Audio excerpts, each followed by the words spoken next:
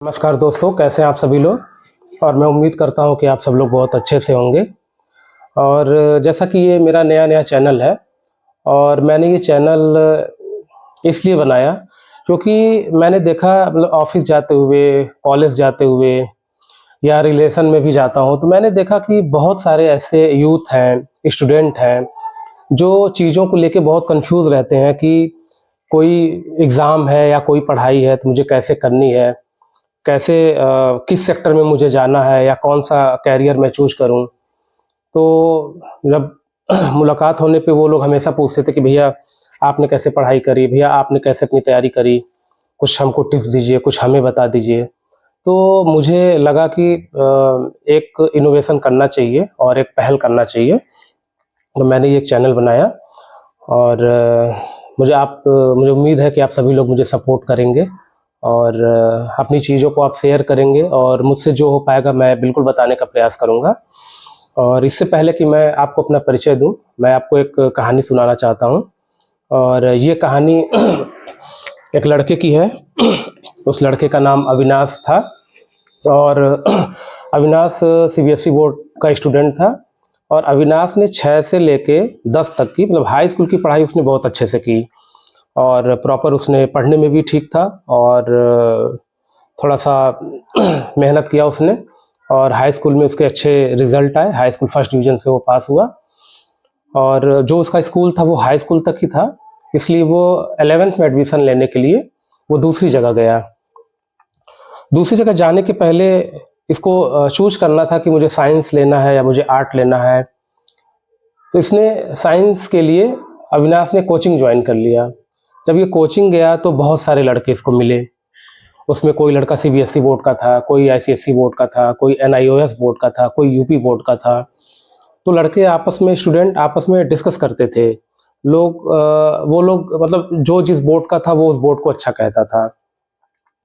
अविनाश को कंफ्यूजन में ये लगा कि शायद यूपी बोर्ड सीबीएसई बोर्ड से अच्छा है।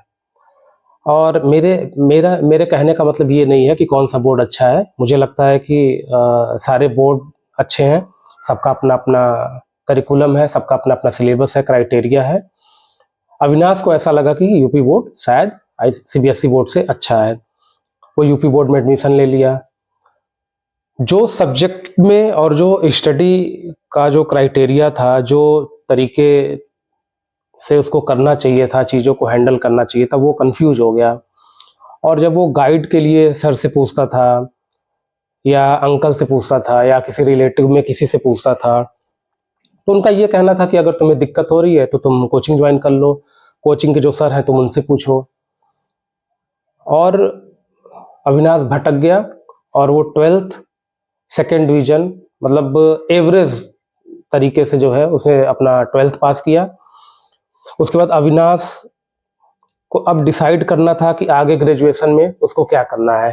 ग्रेजुएशन इन द सेंस कि प्लेन बीएससी उसको करनी है कि बीए करना है, साइंस को लेके आगे चलना है कि आर्ट में जाना है। अविनाश अपने सर से पूछा तो सर ने कहा कि पहले अपना देख लो तुम कौन सा सब्जेक्ट तुम्हारा ज़्यादा अच्छा है, किसमें तुमको ज़्यादा इंटरेस्ट आता है। अगर तुम्हें बायो में ज़्यादा इंटरेस्ट आता है तो तुम मेडिकल की तैयारी कर सकते हो। तुम्हारा मैथ अच्छा है, तुम्हें मैथ में ज़्यादा इंटरेस्ट आता है तो तुम इंजीनियरिंग लाइन में जा सकते हो। और इसको कंफर्म करने के लिए जो सर थे अविनाश के, उन्होंने कहा कि 1 हफ्ते तक तुम घर पे जो है सेल्फ स्टडी करके तुम एनालिसिस कर लो कि कौन सा तुम्हारा अच्छा है। अविनाश ने एनालिसिस करना शुरू किया और अविनाश को लगा कि बायो उसका अच्छा है, बायो में मैं अच्छा कर सकता हूँ। अविनाश ने मेडिकल की तैयारी शुरू कर दी। जब वो मेडिकल की तैयारी करना शुरू किया तो कोचिंग में फिर उसको लड़के मिले। फिर वो कंफ्यूज हो गया। किसी ने कहा एमबीबीएस अच्छा होता है, किसी ने कहा कि अगर एमबीबीएस नहीं मिलता है तो सेकंड नंबर पे आप बीडीएस कर लो।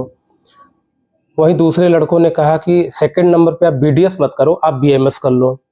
किसी ने कहा कि अगर गवर्नमेंट जॉब में आपको जाना है, गवर्नमेंट जॉब की ज़्यादा ज़रूरत है और मेडिकल लाइन में अगर तुमको गवर्नमेंट जॉब लेनी है तो तुम बीएचएमएस कर लो, क्योंकि होम्योपैथ लोग कम करते हैं और इसकी वैकेंसी आती है तो जो होम्योपैथ किए रहते हैं वो हो जाते हैं। अविनाश को समझ में नहीं आ रहा था कि मतलब वो तैयारी तो कर रहा था मेडिकल की, लेकिन वो समझ नहीं पा रहा था कि मतलब अगर एमबीबीएस नहीं होता है तो मैं करूँगा क्या? फिर वो सर से पूछता है कि सर क्या बेटर होगा? तो सर ये कहते हैं कि ये ना सोचो, पहले तुम मन लगा के अपनी तैयारी करो, जब रिजल्ट आएगा तो देखा जाएगा। अविनाश तैयारी करने लगा और अविनाश का एमबीबीएस में सिलेक्शन नहीं हुआ। तो अविनाश का एमबीबीएस में सिलेक्शन नहीं हुआ, लेकिन एमबीबीएस की तैयारी से अविनाश का फार्मेसी में सिलेक्शन हो गया। और अविनाश को भीमराव अंबेडकर आगरा यूनिवर्सिटी फार्मेसी के लिए मिला, और अविनाश आगरा यूनिवर्सिटी में बी फार्मा करने चला गया। बी फार्मा करने जब अविनाश गया तो अविनाश को और अविनाश के पेरेंट्स को ये बात मतलब उन्होंने ध्यान नहीं दिया कि किसी भी कोर्स करने के लिए उसके पीछे एक अप्रूवल होता है। जैसे अगर हम एमबीबीएस करते हैं तो MCI medical council of India का अप्रूवल होना चाहिए, बी फार्मा करते हैं तो फार्मेसी काउंसिल ऑफ इंडिया का अप्रूवल होना चाहिए। लोगों को लगा कि यूनिवर्सिटी कंडक्ट करा रही है, यूनिवर्सिटी कोर्स करवा रही है तो अच्छा होगा, और यूनिवर्सिटी डिग्री देगा तो सारा कुछ अच्छा ही होगा। बट यूनिवर्सिटी को पीसीआई का अप्रूवल था नहीं। अविनाश ने एडमिशन तो ले लिया, बाद में लोगों ने डिसाइड किया चलो ठीक है 4 साल का कोर्स है, और नहीं पहले साल दूसरे साल यूनिवर्सिटी अप्रूवल ले लेगी। अविनाश स्टडी करने लगा, लेकिन सेकेंड ईयर में भी अप्रूवल हुआ नहीं। फिर काफ़ी स्ट्राइक्स हुए और एप्लीकेशंस वगैरह लोगों ने, सीनियरों ने, सभी लोगों ने जो है वाइस चांसलर को और जो भी सीनियर अथॉरिटी था सबके पास वो गए, अपनी बात रखे। कुछ लोगों को लगा कि अप्रूवल नहीं मिलेगा, यूनिवर्सिटी के ही डिग्री मतलब यूनिवर्सिटी के ही एथोराइजेशन पे वो कोर्स हो जाएगा। अविनाश घर आया, गोरखपुर आया, और वो अपने पुराने टीचरों से पूछा कि सर क्या करना बेटर होगा? तो लोगों ने कहा कि ठीक है, और तुम वहाँ अपना कोर्स करते रहो और साइड में तुम ग्रेजुएशन डाल दो। साइड में इन केस अगर वहाँ कुछ गड़बड़ होती है तो तुम्हारा यहाँ से ग्रेजुएशन कंप्लीट हो जाएगा। अविनाश ने ग्रेजुएशन डाल दिया, और अविनाश का ग्रेजुएशन टाइम पे पूरा हो गया, और बी फार्मा की जो पढ़ाई थी वो अप्रूवल की वजह से वो अटक गई। और अब अविनाश को जॉब की बहुत ज़्यादा ज़रूरत थी, और जो घर की कंडीशन थी वो ऐसी नहीं थी कि बहुत ज़्यादा इसको आगे स्टडी करा सकें लोग, कोचिंग की फ़ीस दे सकें। तो एक प्रेशर भी था कि कहीं न कहीं जॉब जल्दी लेनी है, क्योंकि फादर का रिटायरमेंट भी हो चुका था, और अविनाश को समझ नहीं पा रहा था कि मैं क्या करूं। फिर अविनाश ग्रेजुएशन करने के बाद उसने डिसाइड किया कि वो कॉम्पिटिटिव एग्ज़ाम की तैयारी करेगा। फिर अविनाश ने महिंद्रा कोचिंग ज्वाइन किया, और महिंद्रा कोचिंग में वो बैंकिंग की और एसएससी की प्रिपरेशन करने लगा। प्रिपरेशन करते हुए जब लोग मिलते थे, टीचर्स मिलते थे, स्टूडेंट्स मिलते थे, तो अपने अपने तरीके से लोग बताते थे। वहाँ पे एक सर आए हुए थे जो टीचर थे, तो अविनाश ने उनसे पूछा कि सर मैं तैयारी तो कर रहा हूँ, और ऐसे ऐसे मतलब पहले मैं स्टडी करता था और ऐसे ऐसे मेरे साथ दिक्कत आई थी, और मुझे जॉब की बहुत ज़रूरत है, सर आप मुझे गाइड करो कि मुझे क्या करना चाहिए। तो सर ने कहा कि जो तुम तैयारी कर रहे हो मन लगा के तैयारी करो, लेकिन अगर तुम्हें थोड़ा डाउट है, तुम्हें लगता है कि अगर इन केस मेरा सिलेक्शन नहीं होता है तो मैं ऑप्शन बी मैं क्या करूँगा, तो तुम कोई प्रोफेशनल कोर्स कर लो, कोई टेक्निकल कोर्स कर लो, जैसे पॉलिटेक्निक हो गया, बीएड हो गया, एमबीए हो गया, या कोई डिप्लोमा, पीजी डिप्लोमा हो गया, कि इन केस अगर तुम्हारी जॉब नहीं लगती है तो तुम उस डिग्री के बेस पे तुम कुछ कर लो।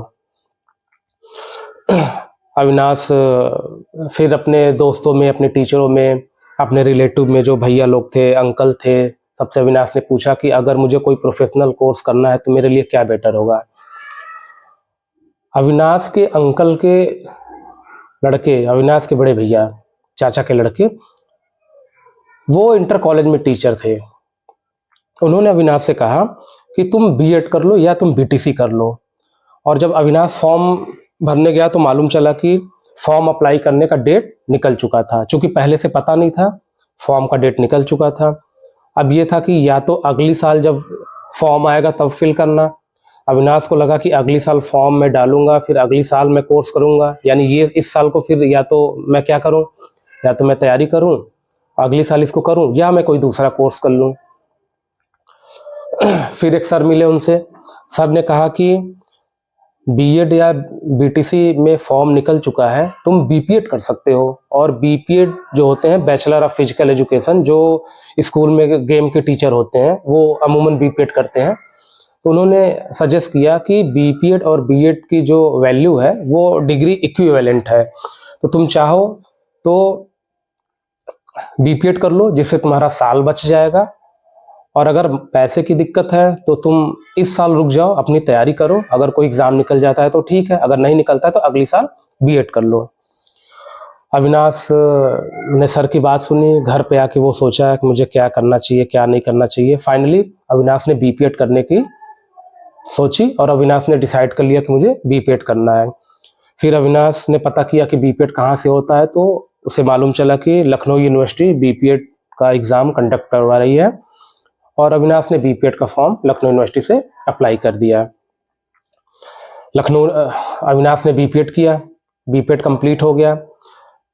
तो ग्रेजुएशन के बाद जो तैयारी शुरू हुई थी, बीपीएड के बाद अविनाश को डिग्री तो मिल गई, बट अभी भी कोई वैकेंसी का क्लियर तो था नहीं। अब दो कंडीशन था, या तो आप प्रिपरेशन कंटिन्यू रखो और वैकेंसी का वेट करो। वैकेंसी अगर कॉम्पिटिटिव एग्जाम की आती है, इवन एसएससी या बैंकिंग की आती है, तो आप प्रिपरेशन करते रहो। अगर वैकेंसी टीचर की आती है तो आप टीचिंग में अप्लाई कर दो। फिलहाल तो कोई वैकेंसी थी नहीं, तो अविनाश ने बीपीएड की डिग्री ली और अविनाश ने कोचिंग कंटिन्यू की। चूंकि जॉब की बहुत अर्जेंसी थी, तो अविनाश को ये लगा कि मैं घर जाऊंगा या मैं रिश्तेदारों में जाऊंगा या मैं किसी फंक्शन में जाऊंगा तो लोग पूछेंगे कि बेटा ग्रेजुएशन हो गया, बीपीएड तुमने कर लिया, और तुमने बी फार्मा तुम करने गए थे, वहाँ पे भी तुमने पैसे का नुकसान किया, वहाँ भी तुमने कुछ किया नहीं, अभी बेटा क्या कर रहे हो। अविनाश को ये लगा कि इतने सारे क्वेश्चंस होंगे, झल्लाहट होगी सुन के। तो अविनाश ने एक सीबीएसई बोर्ड का स्कूल ज्वाइन कर लिया कि मैं कोचिंग में तैयारी भी करते रहूँगा और यहाँ मैं पढ़ाऊँगा तो मेरी प्रैक्टिस भी हो जाएगी और मुझे कुछ पॉकेट मनी भी मिल जाएगा। तो अविनाश ने बताया कि मैं फुल टाइम टीचिंग नहीं कर सकता हूँ, मैं मतलब 3 घंटे 4 घंटे मैं स्कूल में दे पाऊँगा। तो अगर अविनाश फुल टाइम स्कूल में ज्वाइन करता तो शायद अविनाश को 6,000-7,000 रुपये सैलरी मिलती। अविनाश 3,000 रुपये पे तैयार हो गया कि चलो कम से कम कुछ पॉकेट मनी मिलेगा। अविनाश टीचिंग करने लगा और वो कोचिंग करने लगा, लेकिन कोचिंग करने में और टीचिंग करने में पूरा दिन निकल जाए, अविनाश थक जाता था और वो समझ नहीं पाता था कि सेल्फ स्टडी के लिए फिर कैसे टाइम निकालें। फिर अविनाश रात में जगने लगा, रात में जगता था तो आधी नींद आधी थकान, तबीयत भी खराब होने लगी। तो ये स्ट्रगल चल ही रहा था और अविनाश की तबीयत खराब हो गई। फिर अविनाश ने स्कूल की नौकरी छोड़ दी और वो होम ट्यूटर बन गया, वो घर पे जाके ट्यूशन्स पढ़ाने लगा। और अविनाश मॉर्निंग में अपनी कोचिंग को अटेंड करता था और इवनिंग में वो 2-3 घर उसने पकड़ लिया था और वहाँ वो कोचिंग पढ़ाता था। ये सिलसिला चलता रहा। लखनऊ में ही रह के अविनाश ये काम कर रहा था और उसके फ्रेंड्स गोरखपुर में थे। तो गोरखपुर में कस्तूरबा गांधी आवासीय विद्यालय की वैकेंसी आई हुई थी संविदा पे। जो इसके दोस्त गोरखपुर के जिन्होंने बीपीएड कर रखा था उन्होंने फॉर्म अप्लाई किया, तो उसने अविनाश से पूछा कि ऐसे ऐसे है, क्या फॉर्म अप्लाई कर दें। अविनाश को ये नहीं पता था कि कस्तूरबा गांधी बालिका विद्यालय क्या होता है, अविनाश को ये नहीं पता था कि संविदा क्या होती है। अविनाश ने कहा भाई मुझे तो कोई जानकारी है नहीं और मैं मतलब मुझे कुछ आइडिया नहीं है मैं क्या करूं। उसके दोस्तों ने फिलहाल फॉर्म अप्लाई कर दिया और चीज़ें ऐसी हुई कि शॉर्ट लिस्टेड में अविनाश का नाम सेलेक्ट हो गया और अविनाश को बुलाया गया इंटरव्यू के लिए, कॉल आई। अविनाश गोरखपुर आए और अविनाश इंटरव्यू दिए और अविनाश का सिलेक्शन हो गया एज अ गेम टीचर। और अविनाश को गोरखपुर में एक जगह है उरुआ ब्लॉक में अविनाश को गेम टीचर की जॉब मिल गई। अविनाश को ये लगा कि चलो केंद्र सरकार की योजना है, भले संविदा है, हो सकता है कल को परमानेंट हो जाए। तो संविदा पे अविनाश की जो सैलरी थी वो 7,500 रुपये थी। अविनाश को ये लगा कि चलो हो सकता है 1 साल 2 साल में ये कंफर्म हो जाएगा, ये परमानेंट हो जाएगा, तो मेरी सैलरी 40,000, 42,000, 45,000 जो है वो हो जाएगी। और इन बिटवीन अगर कोई वैकेंसी मैं अप्लाई करता हूँ, हो सकता है किसी एग्ज़ाम में मेरा निकल जाए, तो मैं वो देख लूँगा। तो अविनाश ने ज्वाइन कर लिया। अविनाश ने उरुआ में कस्तूरबा गांधी बालिका विद्यालय ज्वाइन किया और वो एज अ गेम टीचर उसने जॉब शुरू कर दी। अब इसके बाद अविनाश का क्या स्ट्रगल होता है, क्या अविनाश ने किया, ये मैं अगली वीडियो में आपको बताऊंगा। तो अगर आपको लगता है कि मेरा ये प्रयास अच्छा है तो बिल्कुल मुझे आप सपोर्ट करें और चैनल को लाइक करें, सब्सक्राइब करें, और अगर अपनी कोई भी बात है तो ज़रूर शेयर करें। धन्यवाद। जय हिंद।